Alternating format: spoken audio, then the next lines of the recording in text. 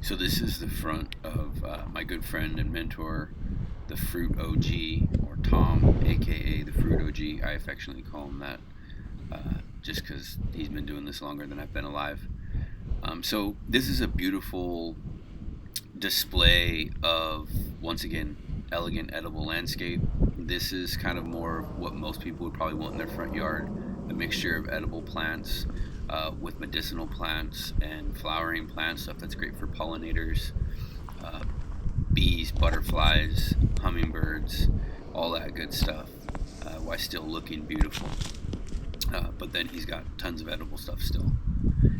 Now we're going to head back here to his backyard, and you're going to start to see the difference. We got some berries here to the left. You'll see some clusters. On the right hand side, he's got a bunch of, they're either cherimoyas or adamoyas. I'm not sure. They do really well in his climate. There we go. There's some right there. And some more right there. And as you see, it's getting darker. And there are some spots where the sun's coming in, but for the most part, generally speaking, when you're walking through here, you're going to notice the difference between the sun and the shade, which is really cool. It feels nice and full. You literally feel like you're in a jungle setting, which is part of why I love coming here. And then learning. If you look real closely, you can see fruit on different trees starting to form, which is really cool as well too. Bananas. So I've always been told that once a banana fruited, you had to cut it down. It wouldn't regrow or refruit. So he cuts them and they regrow, and he says he's gotten fruit from them again. So I thought that was really cool. You could see that right there. I just passed it. And yeah, I mean, there's just so much everywhere. It's too much to take in your first couple times here. And then he's got plants in pots on the ground. Avocado right there. Looks like a Suriname cherry. Just stuff mixed in everywhere. Stuff that's growing super close together. And he talks about the cubic gardening method, essentially, is what he calls it. Maximizing your airspace. You've got plenty of room down below on the floor, and then you just need to maximize your airspace. So this is a great model for companion planting, for extreme planting, and he'll talk about it, putting 4 trees in one hole. Now here he is. It's been a long time since I've been here in summer, I think. The Fruit OG. No doubt about that. It's amazing. There's so much everywhere. It's just awesome. This is what I think everybody, when they get into this is what they aspire to. Yeah. Raw finger line from this year's grafts. And you've got the red, the blue, the yellow, right? I got them all. I got about 23 varieties. That's so cool.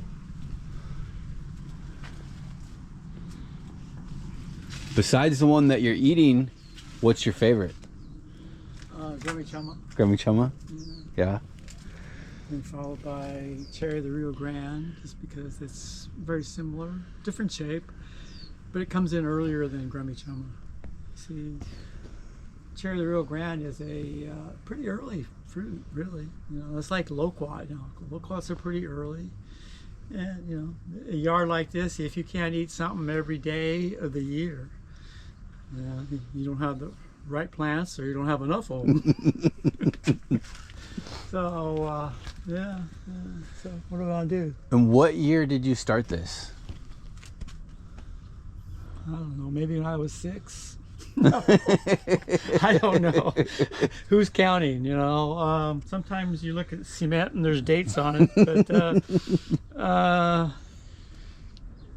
don't know. It'd be after my kids grew up in their 50s, so well, I've always been doing this kind of stuff. So you know, this is just one extreme, but after when we prune everything, because we have a chipper in here permanently over there under that canvas,